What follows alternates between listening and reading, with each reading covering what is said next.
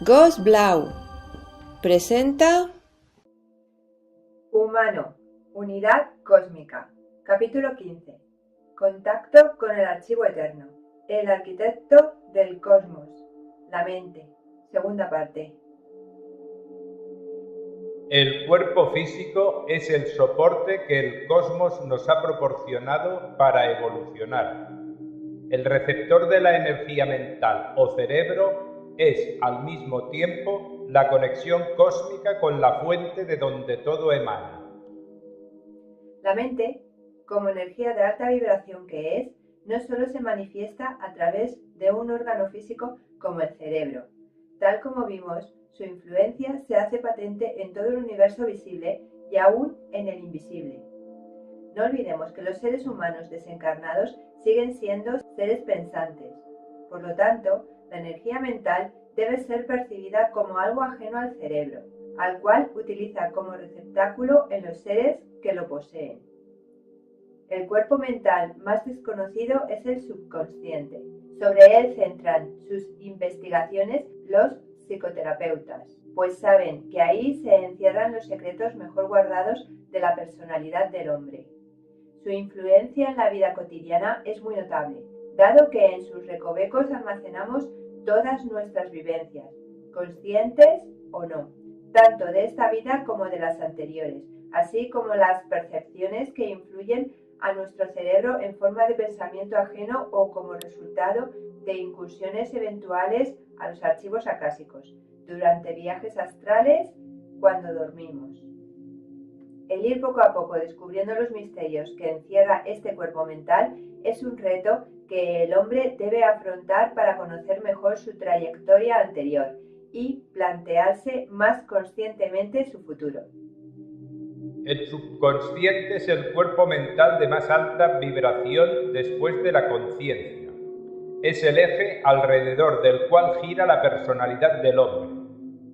El centro neurálgico donde se generan las emociones, los sentimientos y las pasiones, además de ser un núcleo de información fundamental para la toma de decisiones a través del libre albedrío. La amplitud de este cuerpo mental es enorme. Ni la psiquiatría ni la psicología de vuestro planeta han podido establecer cuáles son sus límites, ni mucho menos sus potencialidades. Sin embargo, algunas teorías afirman que el subconsciente es el punto de conexión que el hombre tiene con los seres que generan la energía mental, de la misma manera que la consciencia es la conexión con el plano espiritual. Al subconsciente aflora la información personal existente en el archivo acásico.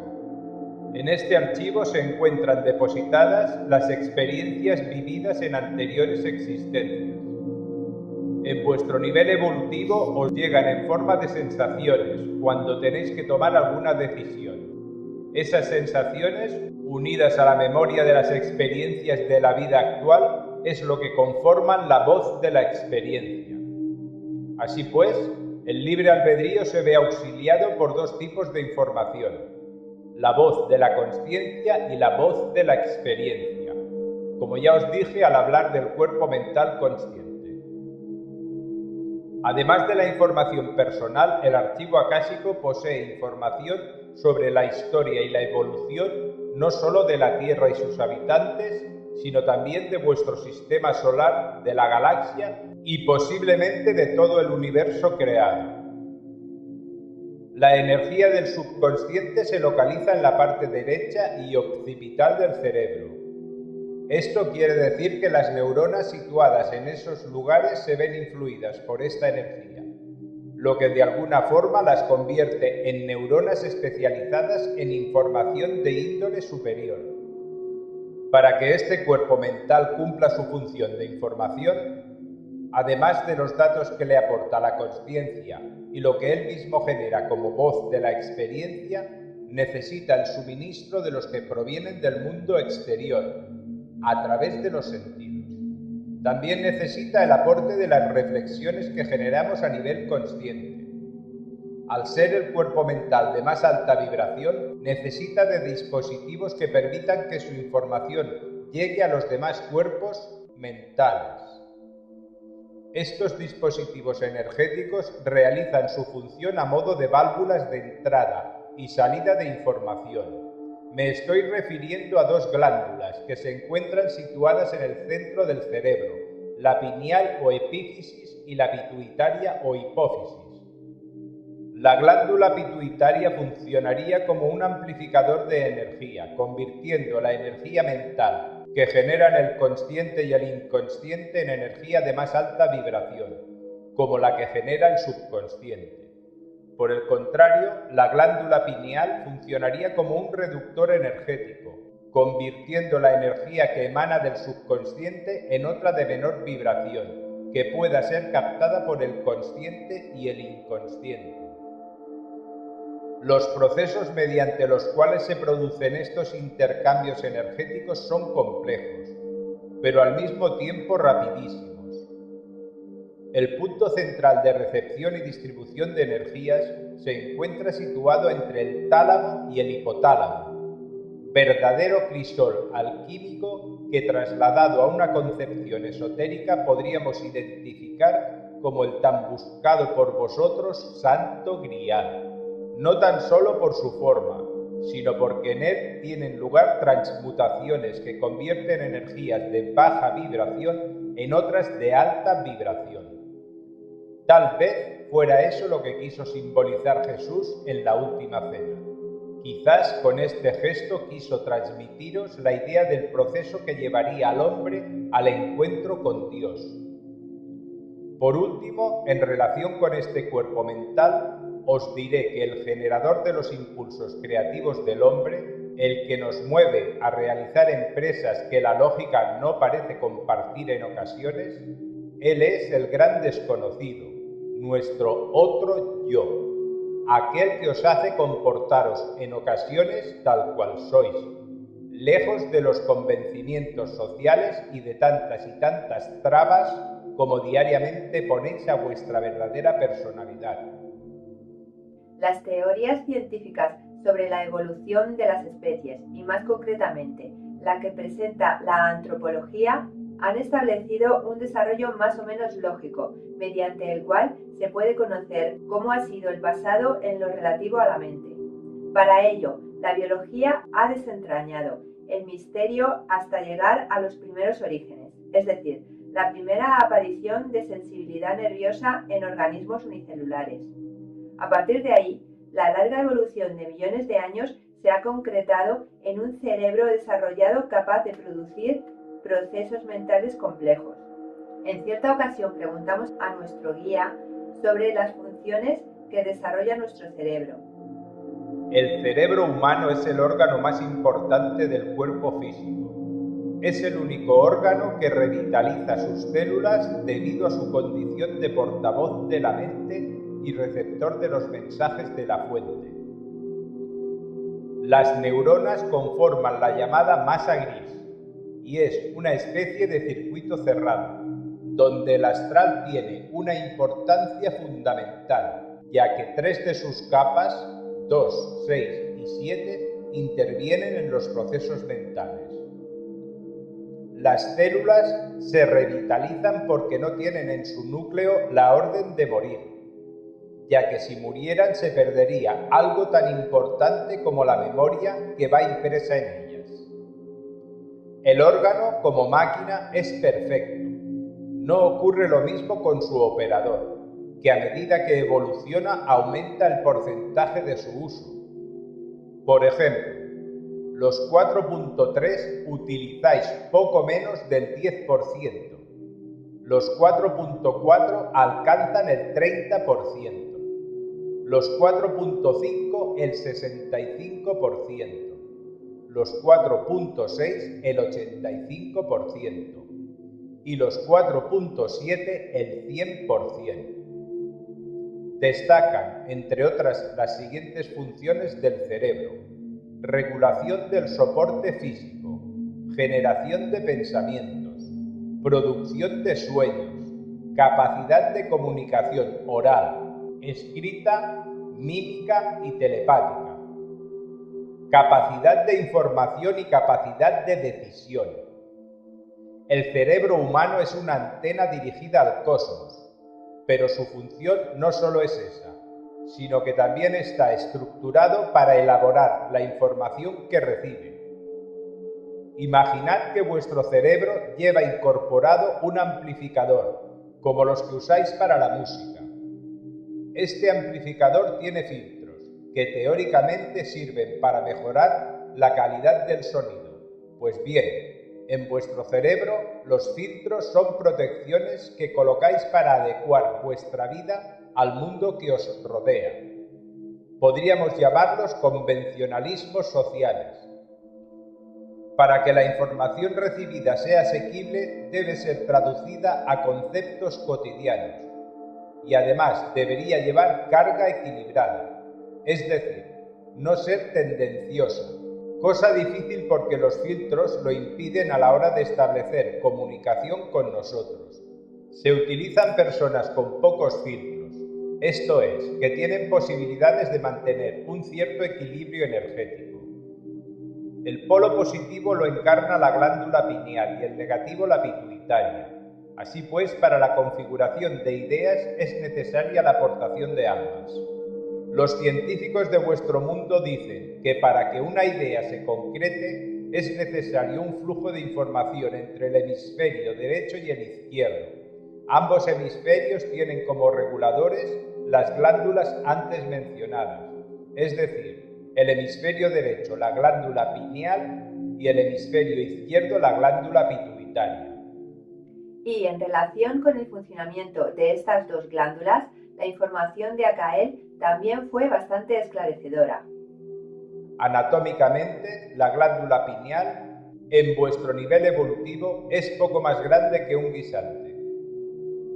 Como elemento endocrino produce una serie de hormonas que tienen relación con la sexualidad y el crecimiento, pero su función más importante no es esa, sino la de nódulo receptor de las energías mentales que provienen de dimensiones superiores, además de proporcionar conexiones telepáticas entre seres humanos de distintos o semejantes niveles.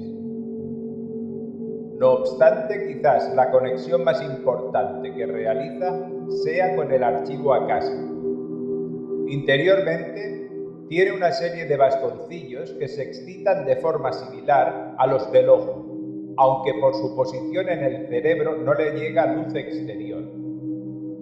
La excitación se produce por la energía mental que recibe.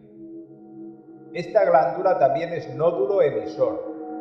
Cuando el cerebro no consigue hallar una respuesta, después de manejar los parámetros de que dispone, es decir, cuando el cerebro dice no sé, entonces busca respuestas fuera y se dirige a centros de información general, lo que conocéis como archivo acásico, que es un centro donde, entre otras cosas, se recopila el saber humano y las biografías de los autores.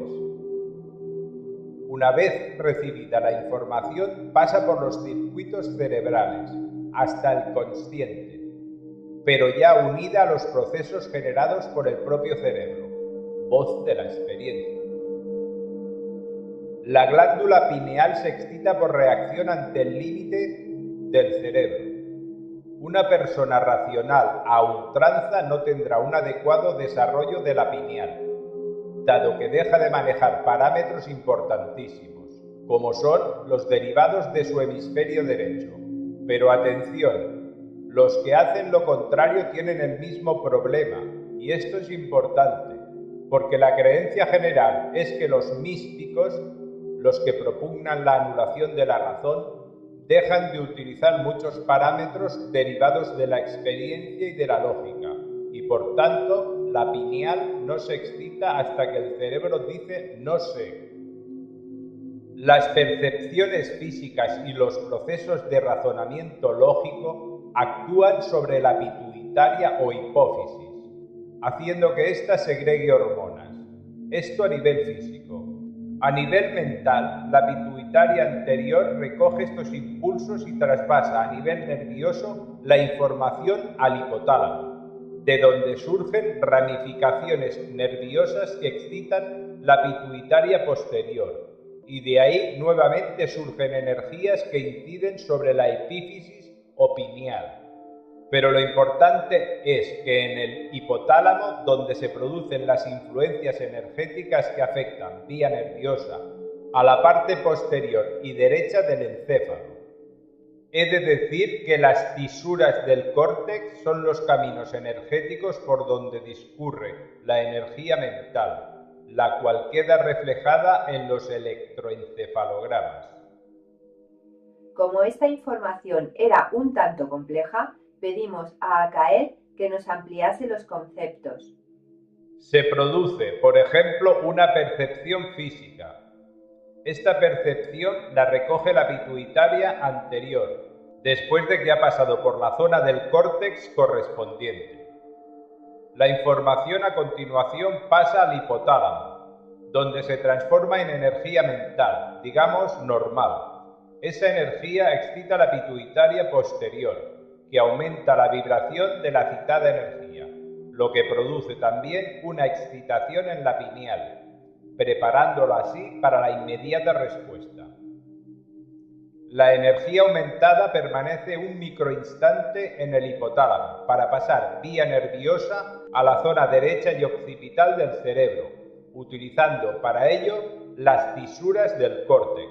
Es decir, por un lado va la energía nerviosa y por las fisuras la energía mental, para que se produzcan simultáneamente efectos físicos y psíquicos. Una vez procesada la información por el subconsciente, es decir, contrastada con informaciones almacenadas en la memoria perpetua y uniéndola a la voz de la consciencia y a la voz de la experiencia en esta vida, que se encuentra situada en el llamado sistema reticular del cerebro, envía su información de vuelta para que el consciente la maneje. ¿Cómo? Pues de la parte derecha y occipital parte hacia la pineal, la cual transfiere, reducida en energía normal, lo que era energía súper. La pineal lo hace por medio de unos bastoncillos similares a los del ojo humano. Una vez reducida la energía, la misma es enviada a la zona izquierda y frontal del cerebro, después de haber permanecido un microinstante en el hipotálamo. La parte que se excita de la pituitaria es la anterior, como puerta de entrada al consciente. La información llega por las mismas vías que en el proceso anterior, es decir, nerviosa y fisuras. De cualquier manera, la finalidad de la investigación sobre el cerebro humano debería ser la apertura de una serie de puertas, dentro del laberinto que supone el descubrimiento del papel que juega el hombre en el gran entramado cósmico. El premio para los que consigan llegar al centro del laberinto será la respuesta que durante milenios ha buscado el ser humano. ¿Quién soy yo? En definitiva, lo que la biología ha estudiado y descubierto es el hardware, por decirlo en términos actuales, el órgano que es capaz de procesar. Por su parte, la psiquiatría, la psicología y la sociología se han dedicado a investigar el software, el programa o programas que funcionan en cada uno de esos ordenadores hechos con células vivas. Por último, la filosofía se ha dedicado a especular sobre las aplicaciones del programa y sobre las intenciones del programador. Realmente, ni la biología tiene todas las respuestas, ni las demás ciencias antes mencionadas han pasado de la época embrionaria. El hombre, como operador de su propio ordenador, va modificando constantemente su programa de vida en una búsqueda incansable por hallarse a sí mismo. En definitiva, por hallar la puerta de entrada al programa maestro, porque sabe que una vez él fue el programador y quiere volver a serlo. Esa es, finalmente, la batalla que todos los hombres estamos librando. Una batalla para la que no tenemos otras armas que ese mecanismo que el cosmos nos ha prestado, la vida física, y una mente que la haga aprovechable. La glándula pituitaria y ciertas zonas del cerebro pueden producir sustancias muchísimo más potentes que los medicamentos al uso, y con la ventaja que generados por el propio organismo, lo que significa que son lo más adecuado para uno mismo. Educando la mente, se podría producir un analgésico que eliminaría inmediatamente los dolores por muy fuertes que estos fueran.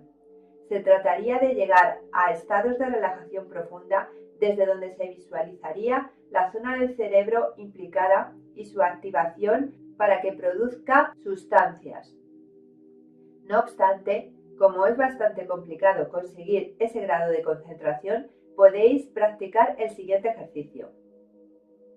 La persona que padece el dolor se sentará relajada tratando de mantener la espalda recta y juntando los dedos pulgar, índice y corazón de cada mano. La persona que va a aportarle energía se colocará de pie, a su lado, y colocará el dedo índice izquierdo, polo negativo, en las fontanelas, y el dedo índice derecho, polo positivo, en el occipital, en la unión del cuello con la cabeza, más o menos en la nuca. Ambos se concentrarán y tratarán de mantener una respiración profunda y rítmica. Visualizarán que se crea un puente energético luminoso entre los dos polos. Ese arco energético de unos 3 centímetros de ancho produce la activación de las células de esa zona, generando una sustancia 100 veces más potente que la morfina. El tiempo de aplicación de los dedos será mínima de 5 minutos y máxima de 10 minutos. En niños menores de 13 años, el tiempo deberá reducirse a la mitad. Esta serie no finaliza aquí. Iremos publicando las enseñanzas de Genome con regularidad. Encontrarás los enlaces abajo, en la descripción. Todo lo que se recibe es para darlo. Agradeceríamos que compartáis este vídeo con todo el mundo y os suscribáis a este canal para poder seguir recibiendo y compartiendo información. Muchas gracias. Así como las percepciones que influyen a nuestro cerebro en forma de pensamiento ajeno o como resultado de incursiones eventuales a los archivos acásicos, durante viajes astrales, cuando dormimos. El ir poco a poco descubriendo los misterios que encierra este cuerpo mental es un reto que el hombre debe afrontar para conocer mejor su trayectoria anterior y plantearse más conscientemente su futuro. El subconsciente es el cuerpo mental de más alta vibración después de la conciencia. Es el eje alrededor del cual gira la personalidad del hombre. El centro neurálgico donde se generan las emociones, los sentimientos y las pasiones. Ghost Blau presenta Humano, Unidad Cósmica, capítulo 15. Contacto con el archivo eterno. El arquitecto del cosmos. La mente. Segunda parte. El cuerpo físico es el soporte que el cosmos nos ha proporcionado para evolucionar. El receptor de la energía mental o cerebro es, al mismo tiempo, la conexión cósmica con la fuente de donde todo emana.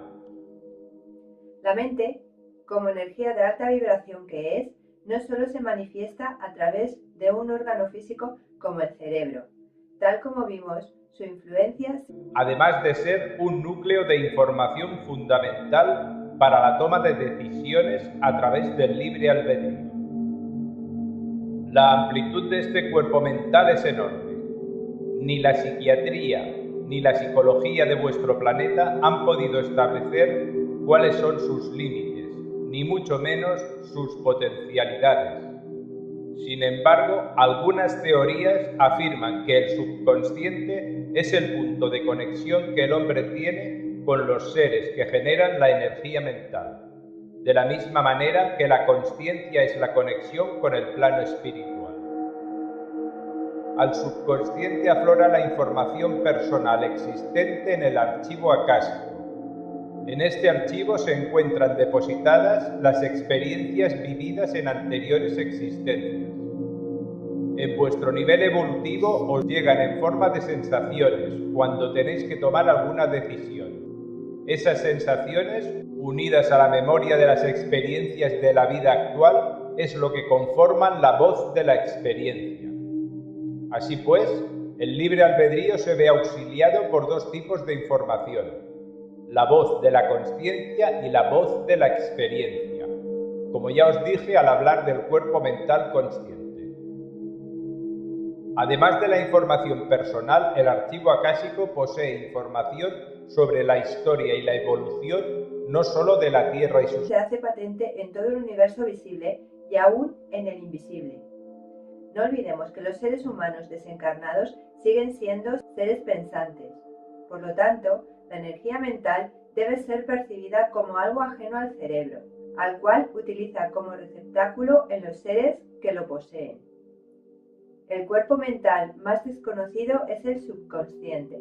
Sobre él centran sus investigaciones los psicoterapeutas, pues saben que ahí se encierran los secretos mejor guardados de la personalidad del hombre.